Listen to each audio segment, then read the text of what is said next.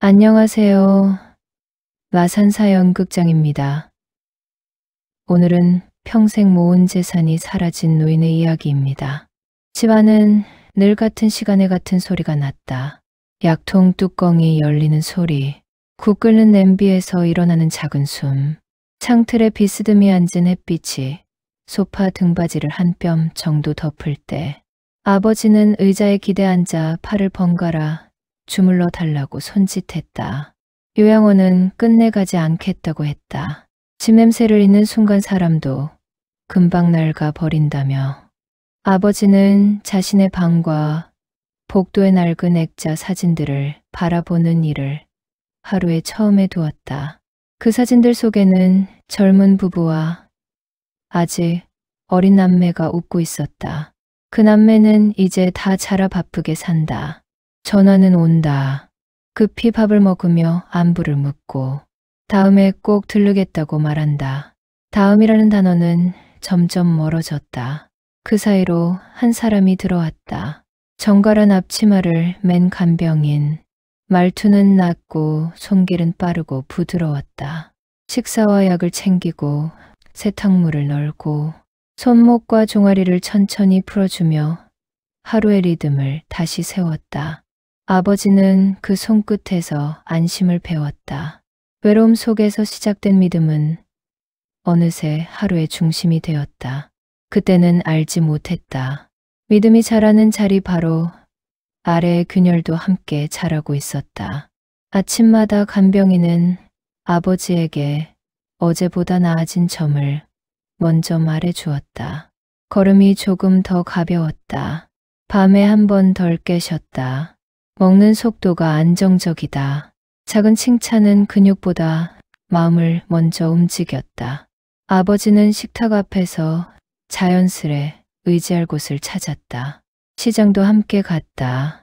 계단이 많은 길을 피했고 은행 창구까지 나란히 걸었다. 간병인은 번호표를 미리 뽑아 아버지가 오래 서 있지 않게 했다. 펜을 건네고 서류칸을 짚어주었다. 아버지가 사인을 하는 손을 덮어 잡으며 수고하셨다고 웃었다. 그 손길은 고맙고 달콤했다. 한 번은 도장을 어디에 두었는지 기억나지 않았다. 간병인은 조용히 정리함을 열어 필요한 것들을 모아 한 대 묶어두었다. 그날 이후 통장과 도장은 늘 그녀의 손에 더 오래 머물렀다. 집안 전화가 울리면 간병인이 먼저 받았다. 스팸이 많으니 내가 걸러드리겠다며 문자도 대신 읽어주었다. 딸의 메시지는 다음에 천천히 답하자고 했다. 아버지는 그 말에 고개를 끄덕였다. 딸과 아들은 늘 바빴다. 가까이 있는 사람만이 진짜 가족 같다. 아버지는 어느 날 그런 말을 흘렸다. 간병인은 고개를 숙이며 내가 곁에 있겠다고 다짐했다. 그 다짐은 달력 위에서 하루씩 자리를 넓혀갔다. 오랜만에 딸이 현관문을 열었다. 집안 공기가 달라 보였다. 싱크대의 그릇들이 다른 자리에서 말라 있었고 서랍장은 더 정리되어 있었지만 아버지의 서명 도장이 빈 틀만 남아 있었다. 딸은 테이블 위에 노인 통장을 스치듯 보았다. 최근 거래가 눈에 밟혔다. 금액이 큼직했다. 연속으로 찍힌 출금 기록이 지문처럼 선명했다. 딸은 조심스레 물었다. 돈 관리는 가족이 하는 게 안전하다. 간병인은 고개를 들어 미소 지었다. 아버지가 불편해하셔서 대신 정리해드리는 것뿐이라고 했다. 아버지는 목소리를 높였다. 오랜만에 와서 하는 말이 왜 고마움이 아니라 의심이냐고.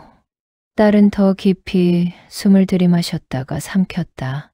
간병인은 차를 따르며 말끝이 닿기도 전에 다음 말을 잇는 재주가 있었다. 다들 바빠 힘든 거 안다. 내가 옆에 있으니 걱정하지 말아라. 그런 말들은 틀리지 않았고 그래서 더 날카롭게 박혔다. 그날 밤 아버지는 간병인에게 자신의 젊은 날을 길게 들려주었다. 창고 일을 하던 소나기의 굳은 살 이야기, 첫 월급날 가족에게 사준 통닭 이야기, 노을진 강둑에서 아이들과 신발을 벗고 물장구를 치던 장면. 간병인은 그 이야기를 끊지 않았다. 말끝마다 당신은 참 성실했다는 한 줄을 얹었다. 아버지는 오랜만에 누군가에게 인정받는 기분이 들었다. 그 인정은 깊은 비처럼 남았다.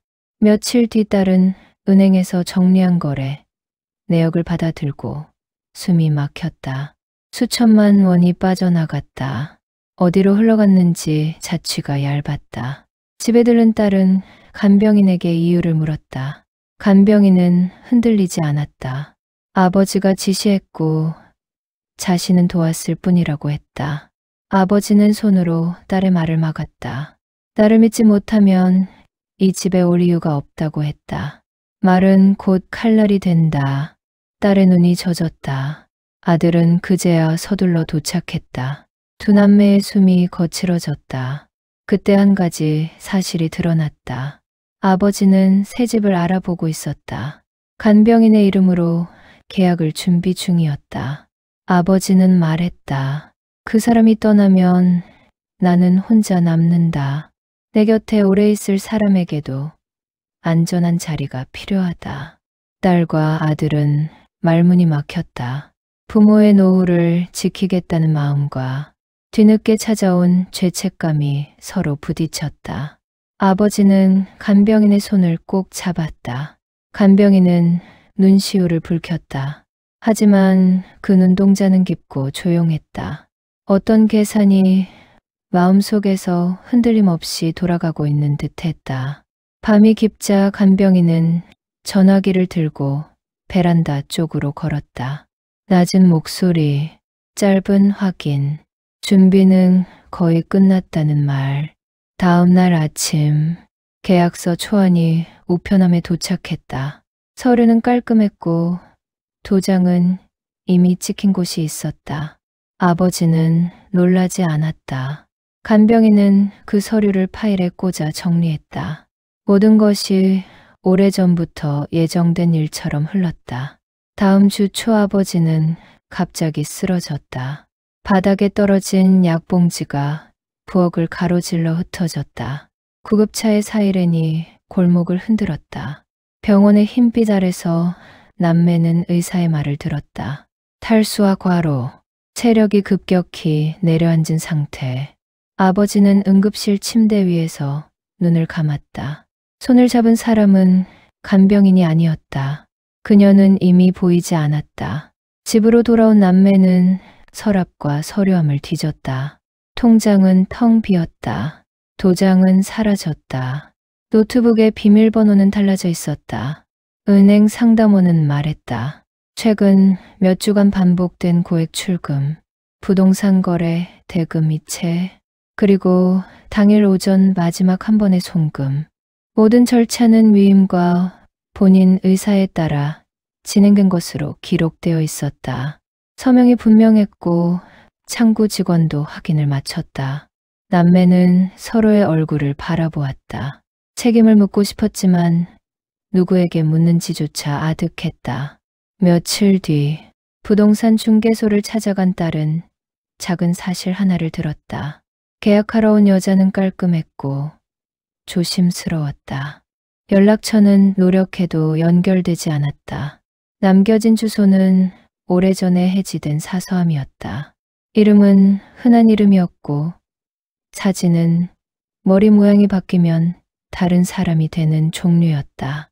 그녀는 오랫동안 이런 일을 해온 사람처럼 흔적을 가볍게 만들 줄 알았다. 남매는 그제야 퍼즐을 맞추듯 과거를 더듬었다. 아버지가 노래처럼 반복하던 말, 곁에 있어 주는 사람, 늘 같은 시간에 함께 밥을 먹는 사람, 손을 잡아주는 사람, 그 단순한 조건들 속에 자신들은 얼마나 오래 비워져 있었는지. 미안함과 분노가 한 곳에 엉켰다. 남매는 마지막으로 그 집의 거실을 떠올린다. 햇빛이 비스듬히 꽂히던 자리, 낡은 액자, 사진 속 젊은 부부와 어린 남매. 시간은 그 사진을 노랗게 만들었고 사람들의 마음은 서로를 닮기도 하고 멀어지기도 했다. 외로움이 만든 신뢰는 따뜻했지만 그 따뜻함을 노린 손길은 더 교묘했다. 믿음은 사람을 살리기도 하고 망치기도 한다. 마음의 빈자리를 내버려 두면 누군가는 그 빈자리에 자신의 이름을 새긴다. 그 이름이 가족이 아닐 때 남는 것은 무너진 장부와 사라진 시간이다. 아버지는 회복하지 못했다. 긴 입원 끝에 조용히 눈을 감았다. 장례식장에는 사람들이 모였다. 조의금 봉투 위로 이름들이 겹겹이 쌓였다. 남매는 서로의 어깨를 가만히 잡았다. 과거를 탓하는 말 대신 앞으로에 대한 약속을 나눴다. 늦었지만 같은 자리에서 시작하자고. 서류를 정리하듯 마음도 정리하자고. 외로움을 빚으로 남겨두지 말자고. 마지막으로 빈집에 현관등이 켜졌다가 꺼진다. 그 불빛은 잠깐 환하고 오래 어두웠다. 남매의 목소리가 낮게 가라앉는다. 외로움 속에서 맺어진 인연의 끝은 배신이었다. 간병인의 속마음은 돌봄이 아니라 소유였다. 그림자는 늘 발밑에 있다. 빛이 있는 곳마다 따라 붙는다. 우리의 마음이 가장 약해지는 순간 그림자는 가장 선명해진다.